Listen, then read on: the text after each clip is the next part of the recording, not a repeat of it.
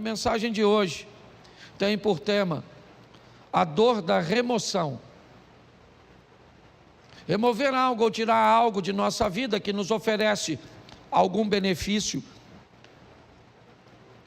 é muito desafiador.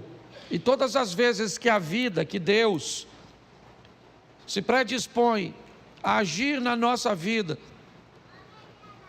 para que algo ou alguém seja removido dela, essa remoção, ela vai causar dor, por medo, por sentimento de posse, ou simplesmente por conforto.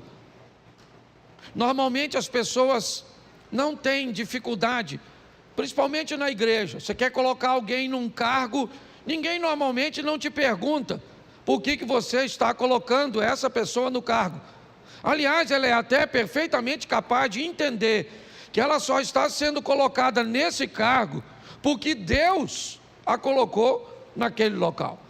Mas se você precisar remover essa pessoa do cargo, normalmente ela quer uma série de informações, de justificativas para cujas quais ela está sendo removida, retirada de uma função, porque na maioria das vezes, quando algo precisa ser retirado da nossa vida, essa remoção, ela vai nos trazer algum desconforto, alguma dor.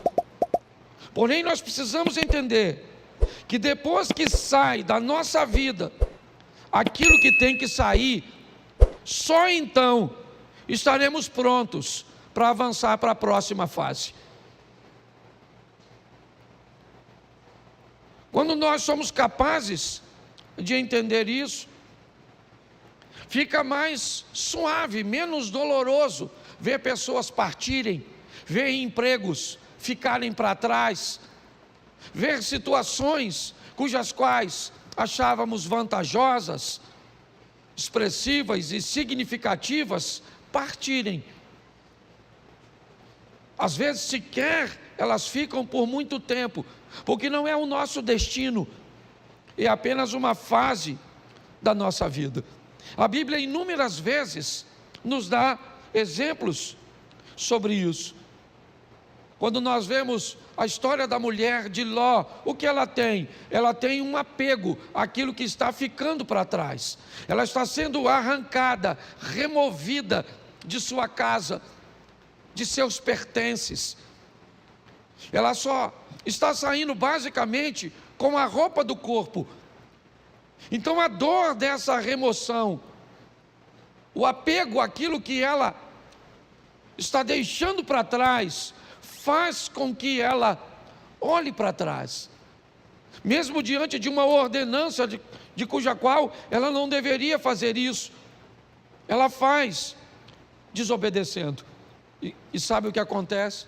Ela não tem mais futuro, ela é paralisada por aquilo. Aquela é uma situação que a paralisa. Mas pastor,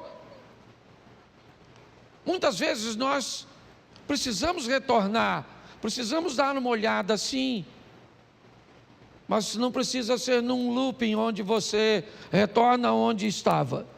O movimento pode parecer o mesmo, nós podemos fazer isso numa espiral, onde você volta ao mesmo lugar que estava antes, somente não é na mesma altura.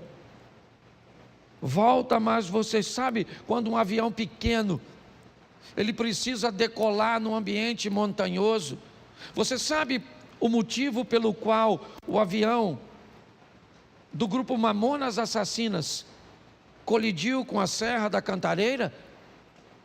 Porque ele não tinha força suficiente para decolar como um jato. Não havia nele potência o suficiente para alcançar uma altura. O piloto deveria ter decolado utilizando um sistema de espiral. Decolaria mais baixo, então retornaria e ganharia altura para que conseguisse transpor aquele obstáculo, aquela serra. Quando a vida vai tirar algumas coisas de nós, e ela precisa tirar, e é isso que eu vou te mostrar em 3 exemplos, nós precisamos estar preparados para lidar com essa dor da perda, da separação, com a remoção, né, de algo ou de alguém que precisa ser retirado da nossa vida, porque senão nós não vamos transicionar de fase. Há quanto tempo você não muda de fase na sua vida? Há quanto tempo coisas ruins não acontecem, mas também não acontecem coisas boas? Quando você vive num dinamismo, é lógico que nem sempre coisas boas vão acontecer. A dinâmica da vida traz consigo coisas ruins, mas coisas boas também acontecem. E nós vamos vivendo e crescendo, evoluindo.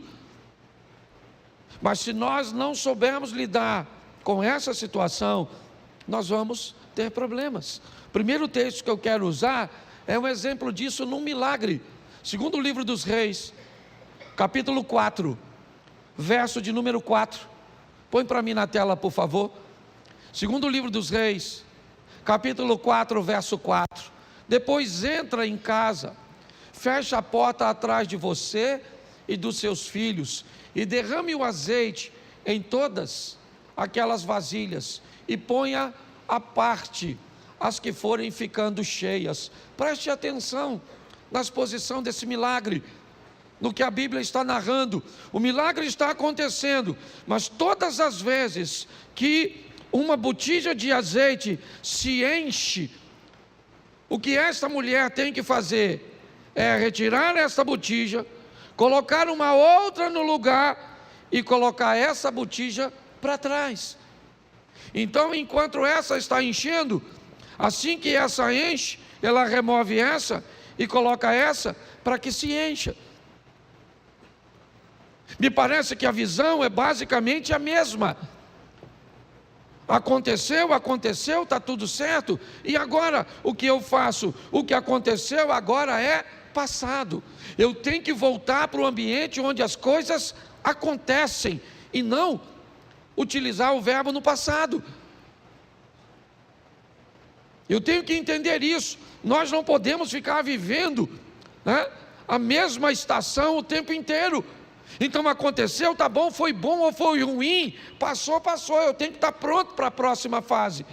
Quando não lidamos muito bem com isso, nós podemos ter sérios problemas. E o primeiro é o pai da fé, Abraão. Preste atenção nesse texto aqui, coloca Gênesis 13, verso 14. Gênesis 13, 14, dá uma olhada. 14, por favor, e não 4. Isso. O Senhor diz a Abrão, depois que Ló separou dele, ou se separou dele: olha para mim. Tera tem 3 filhos: Abraão, Naor e Harã. Harã se casou e teve um filho chamado Ló. E logo em seguida Harã acabou morrendo. Tera deixa Naor em Ur e sai com Abrão, com Ló, com Sarai, a esposa de Abrão, em direção a Canaã. Mas eles fazem uma parada em Harã e permanecem ali um tempo. Ali, o pai de Abraão, Tera, acaba morrendo. O que Abraão tem agora é apenas seu sobrinho Ló. É apenas o sobrinho. Ele não está mais em Ur, não. O texto é claro. Todos os restantes, né, as pessoas restantes, acabam ficando em Ur. O único que está caminhando com Abraão é Ló. Quando Deus aparece a Abraão e diz: Abraão, sai da sua terra e da sua parentela, ele não está em Ur, ele está em Harã. Note bem, a terra dele não era Harã, a terra era Ur, mas Deus está dizendo para ele, se ele está ali naquele momento, aquela terra é a terra dele. Deus está dizendo para ele, essa terra onde você está vivendo, ela é sua no momento, ela é o lugar que você está. Ele já saiu, é verdade, de Ur, seu destino era Canaã, mas seu pai parou em Harã, por motivo cujos quais eu desconheço, e acabou morrendo ali. E o que sobra para Abrão? Sobra Ló. Quando Deus diz, sai da sua terra e da tua parentela, a terra é Harã, e a parentela é Ló. Apenas um parente. E apenas uma solicitação de remoção que Abraão me parece que tem dificuldade de fazer. Por quê? Porque Ló era órfão, provavelmente. Porque a terra cuja qual ele está agora não é Ur, não é um ambiente de Ló, talvez. Mas o grande problema é a orientação e a ordem que Deus está dando a Abraão. Deixa, está na hora de Ló sair de sua vida, porque só tinha ele, então não tinha outro. Note que é apenas uma coisa, e apenas uma pessoa, mas olha o estrago, o atraso, o prejuízo, que desobedecer uma orientação do Altíssimo pode trazer para a trajetória de uma vida. Por que Abraão provavelmente tem medo, insegurança de deixar Ló para trás? Porque se ele deixa Ló, o argumento dele vai se solidificar em Eliezer, o Damasceno. Já que ele não pode ter filho, pelo menos que ele deixe sua herança para um sobrinho, que ele o adotou. Pelo menos é alguém de seu sangue. Me parece que Abraão está preso nisso. Na hora de remover Ló é muito doloroso. Por quê? Porque ele é a minha segurança no que diz respeito ao futuro. Se não for ele, como é que vai ser? Pois é. Às vezes quando Deus quer remover algumas coisas cujas quais somos apegados demais, sem ela não veríamos uma saída. O que eu vou fazer? Como é que vai ser? É a única coisa que eu tenho, é a única corda que eu tenho para me segurar. E Abraão leva Ló com ele. Ele não consegue se apartar de Ló. E eu confesso a vocês que fora a sensação de ver seu sobrinho enriquecer, Ló não traz mais nenhuma alegria para a vida e ministério de Abraão. Nenhuma. Se você for olhar a história, é só problema, é só dificuldade, é só adversidade. Até que chega um momento que Deus diz: Abraão, não tem mais como. E aí entra o verso, coloca o verso 13 por favor, desse texto. Ora, os homens de Sodoma eram maus e grandes pecadores contra o, verso 14, disse o Senhor a Abraão, depois que Ló se separou, ergue os olhos e olha, desde onde estás, para o norte e para o sul, para o oriente e para o, vamos lá, porque toda essa terra que vês, eu te darei a ti e a tua, preste atenção, isso só acontece depois que Ló vai embora. Olha só, Abraão era rico, sim ou não? Sim. Foi a riqueza e a prosperidade que fez com que os poucos recursos da terra não fossem suficientes para sustentar os dois rebanhos. Há uma briga, um litígio entre os pastores de Ló. Então Abraão Diz a Ló: escolhe para onde você vai, escolhe. Decida para onde você quer ir. Note que Abraão não está preocupado com a direção, ele está preocupado com a companhia. Enquanto Ló caminha para Sodoma e Gomorra, lembra o verso 13? O que tinha lá? Homens que viviam em grandes pecados. Abraão não. O caminho de Abraão era outro. A rota de Abraão era outra. Abraão estava disposto a andar com Deus. Era isso. Quando olhamos essa história, o que descobrimos? Que o pai da fé estava apegado e tinha dificuldade de se libertar de coisas, e aqui, de laços familiares. Entenda o que eu vou falar agora. O corte do cordão umbilical, o rompimento da sua vida para com a sua família, para viver a sua própria história, precisa acontecer. É importante que você entenda isso. Existe uma nova fase para você, e você precisa estar pronto a retirar ou a permitir que isso aconteça. Se dependesse de Abraão, ele não tiraria. Mas a prosperidade dos dois foram tanta que a terra está dizendo para eles: vocês não têm como viver juntos. Então ele diz: então você vai embora. E o texto diz que assim que Ló sai da vida de Abraão, Deus disse: agora levanta os teus olhos e olha. Agora dá uma olhada. Agora não há limite. Finalmente eu posso fazer na sua vida tudo aquilo que eu sempre quis fazer. Só não conseguia fazer antes, porque você ainda estava aprisionado. É importante, eu não sei qual é a prisão, ou aquilo que precisa ser removido da sua vida. Eu sei que tem coisas, e principalmente quando o assunto são questões familiares, principalmente, é romper com uma mãe, para dar um outro nível para o casamento. É romper com um filho, para dar um outro nível para o casamento. Pare e pense.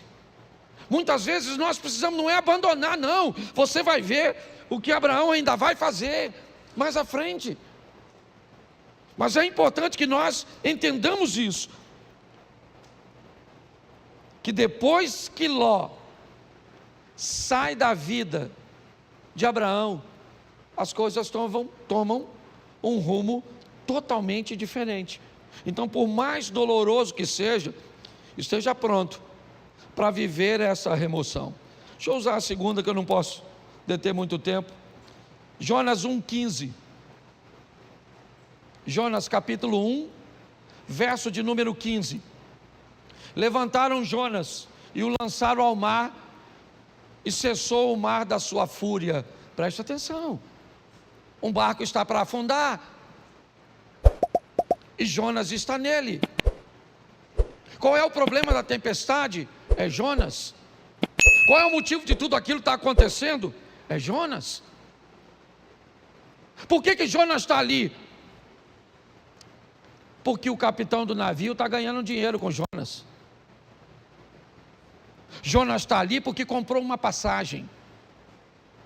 Jonas está ali porque tinha uma grana para comprar uma passagem para entrar nesse barco. Mas ele é um desobediente, está certo? Mas ele está trazendo dinheiro. Mas eu não sei quem ele é, tudo bem, não quero saber. Ele está trazendo uma grana, ele está trazendo uma lucratividade, e pautado nessa lucratividade, eu não sou capaz de selecionar quem entra na minha vida. Deixa eu fazer uma pergunta para você: quanto custa para entrar na sua casa? Quanto custa para entrar na sua família? Quanto custa? Qual é o preço de um ingresso da sua intimidade? Pare e pense. Por causa da entrada de Jonas, o capitão do navio, que não é profeta, ele não desobedeceu a Deus, não. Ele cometeu algum pecado quando vendeu o ingresso do barco dele para o Jonas? Sim ou não? Claro que não. Mas não interessa, tem alguém dentro da vida dele, tem alguém dentro do barco dele que está trazendo aquela tempestade.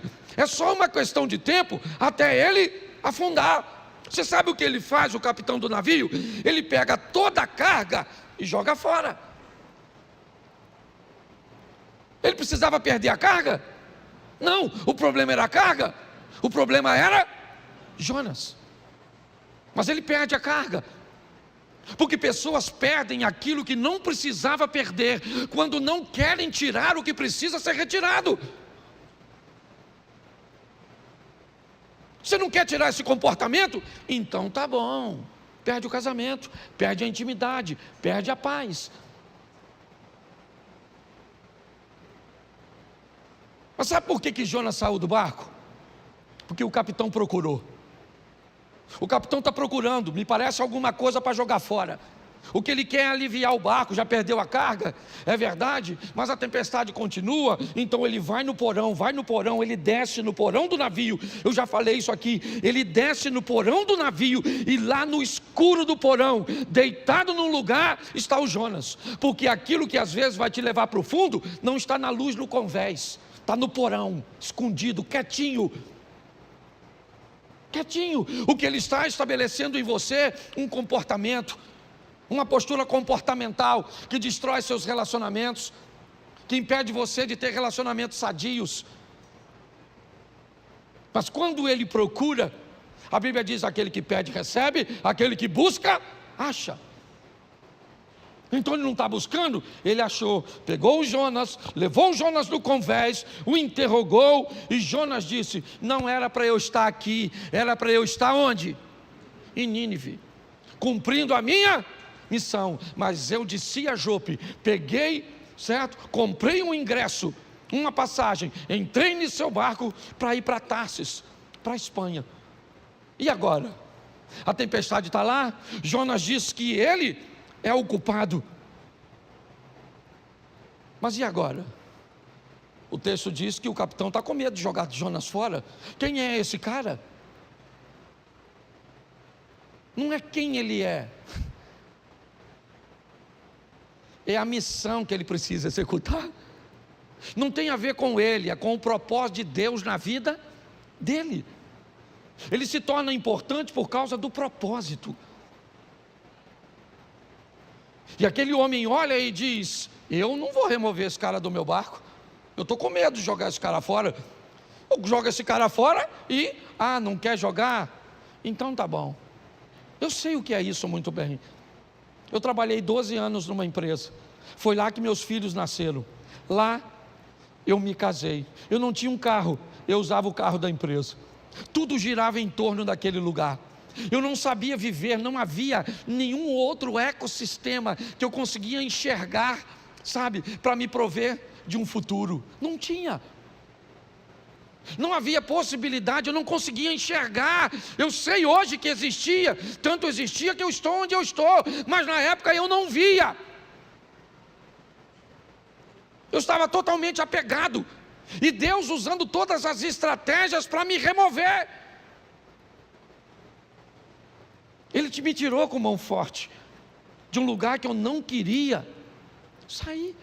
Eu não estava vivendo em pecado, não, eu só não estava onde Deus queria que eu estivesse. Mas aqui eu não quero falar de Jonas, eu quero falar do capitão.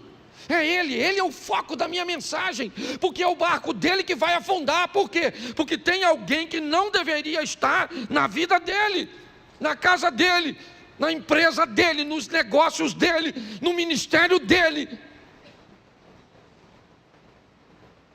E agora ele tem que jogar Jonas fora. Sabe o que ele tem? Medo. Medo de jogar. Só que ele não vê outra situação. Ele tem que jogar Jonas fora. Verso 15: e levantaram a Jonas e o lançaram e cessou a sua. Aí ele foi lá, mergulhou no mar, pegou a carga toda, trouxe de volta para o navio, e seguiu direitinho, sim ou não? Não.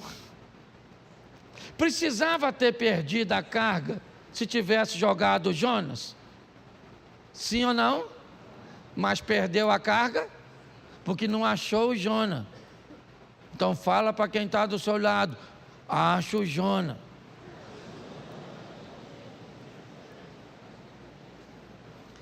Entendeu, querido? Acho que Deus está falando com alguma pessoa aqui hoje, certo? Você nem tem barco, mas tem Jonas, tá certo? Ah, pastor, descobri hoje, o meu Jonas é o meu marido. Se Jonas é o seu marido, eu vou te dar uma notícia, dona. Afunda. Porque tem gente que, a turma que já está brigando, né? Fala, pastor, nossa, remoção. Nossa, podia sair morto. Mas afogado serve. Você está rindo, mas o assunto é sério. Dá uma olhadinha, gente. Porque eu creio que Deus está falando conosco, amém? O terceiro, Gênesis 37, verso 28. 37, 28 de Gênesis. Isso. E passando os mercadores midianitas, os irmãos de José o alçaram e o tiraram da cisterna e o venderam por 20 ciclos de prata aos ismaelitas. E esses levaram José ao... Preste atenção, quando Deus precisa tirar você de um lugar onde a sua visão é diferente da visão dos outros. Por favor, se você veio para essa igreja, certo, e você não quer se encaixar nessa visão, essa é uma mensagem extraordinária para você.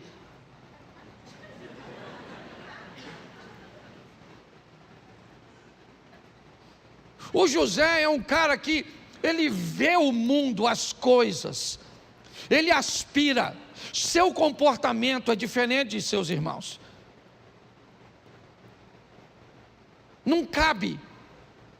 Eu não estou dizendo que Rubem, Simeão, Levi, Isacar, Zebulun, Gade, Azé, Naftali, certo? Eu não estou dizendo que eles estão errados. Eu estou dizendo que há uma visão diferente.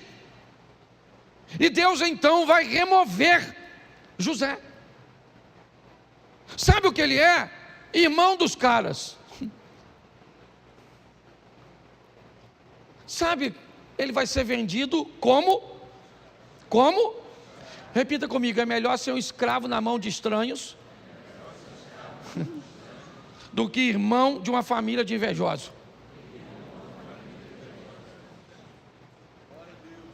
O dono do escravo, ele quer o quê? O que ele quer com o escravo? Ele quer o quê?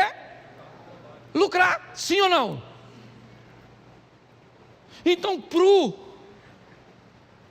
dono do escravo, quanto mais ele lucrar, melhor. O que o escravo vai fazer lá na frente, se o escravo amanhã se tornou governador do Egito, o cara não quer saber. O que ele quer saber é o quanto ele ganhou quando vendeu o escravo. Mas um ambiente de invejoso, ele está preocupado com o que você pode se tornar no futuro. É isso que vai incomodá-lo. Então o propósito,